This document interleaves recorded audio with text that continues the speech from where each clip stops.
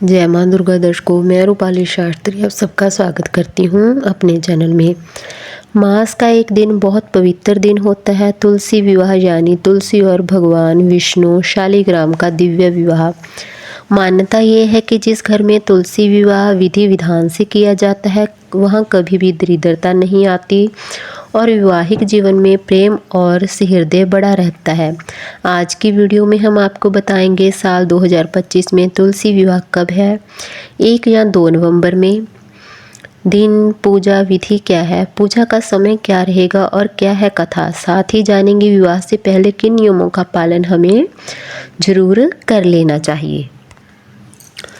पंचांग के अनुसार हर वर्ष कार्तिक माह के शुक्ल पक्ष की द्वादशी तिथि के दिन तुलसी विवाह का पर्व मनाया जाता है।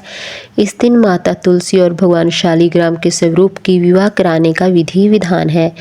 इस दिन से हिंदू समाज में विवाह उत्सव आरंभ हो जाते हैं। तुलसी माता सिर्फ एक पौधा नहीं है बल्कि देवी की ही रूप है, इसलिए विवाह से पहले तुलसी की विशेष सेवा करनी जरूरी होती है। विवाह से 11 दिन पहले से तुलसी पर जल अर्पित करना चाहिए और दीप जरूर जलाना चाहिए। तुलसी को लोहे की वस्तु से कभी ना छुएं। तुलसी के चारों ओर साफ सफाई रखें और हर दिन हल्दी कुमकुम अर्पित जरूर करें। विवाह के एक दिन पहले तुलसी के चौरे के चारों ओर रंगोली और दीप से उसको सजाएं। तुलसी विवाह से पहले या उस दिन तुलसी की डंडल काटना या तोड़ना वर्जित माना जाता है। विवाह के बाद तुलसी माता को भोग में दूध, मिश्री और खीर जरूर अर्पित करना चाहिए, ये बेहद ही शुभ माना जाता है। तुलसी विवाह में एक दिन तुलसी के गमले के पास गन्ने से मंडप बनाना चाहिए। फिर तुलसी जी को एक चौकी पर और शालिग्राम जी को दूसरी चौकी पर स्थापित करना चाहिए। इसके बाद दोनों को गंगा जल से स्नान कराएं। माता तुलसी को लाल चुनरी, बिंदिया, चूड़ी आदि जरूर अर्पित करें। भगवान शालिग्राम को पीले वस्त्र, फूल अर्पित करें। इसके बाद भगवान शालिग्राम को पीले चंदन और माता तुलसी को लाल चंदन से तिलक करना ना भूलें। इसके बाद शालिग्राम की चौकी को 2 हाथ लगाकर तुलसी जी के 7 बार परिक्रमा करानी चाहिए और दीपक जलाएं और आरती भी जरूर करें। विवाहिक मंत्रों का जाप करें। विवाह की कथा को पढ़ें या सुनें। प्रसाद का विवरण सभी में करें। अंत में 11 ब्राह्मणों या कन्याओं को भोजन कराना बहुत ही जरूरी होता है और शुभ भी माना जाता है। साल 2025 में तुलसी विवाह 2 नवंबर 2025 दिन रविवार के दिन मनाया जाएगा। पूजा का समय रहने वाला है सुबह 6 बजे से लेकर दोपहर 12:30 पर। द्वादशी तिथि का आरंभ हो रहा है 2 नवंबर की सुबह 7:31 पर और इसकी समाप्ति हो रही है 3 नवंबर की सुबह 5:07 पर। तुलसी विवाह की कथा के अनुसार दैत्य राज कालनेमी की पुत्री का विवाह जलंधर से हुआ था। जो मासा राज था वह अपनी सत्ता में चूर माता लक्ष्मी को पाने की कामना के लिए युद्ध करने लगा, लेकिन समुद्र से ही उत्पन्न होने के चलते माता लक्ष्मी ने जलंधर को अपने भाई के रूप में स्वीकार किया था। फिर वहां पर पराजित होकर वह माता पार्वती को पाने की लालसा में कैलाश पर्वत पहुंचा। राजा जलंधर भगवान शिव का ही स्वरूप लेकर माता पार्वती के समीप गए थे, लेकिन माँ ने उन्हें पहचान लिया। तब वह वहां से अंतर ध्यान हो गए। इसके बाद देवी पार्वती ने क्रोधित होकर सारी बातें भगवान विष्णु को सुनाई।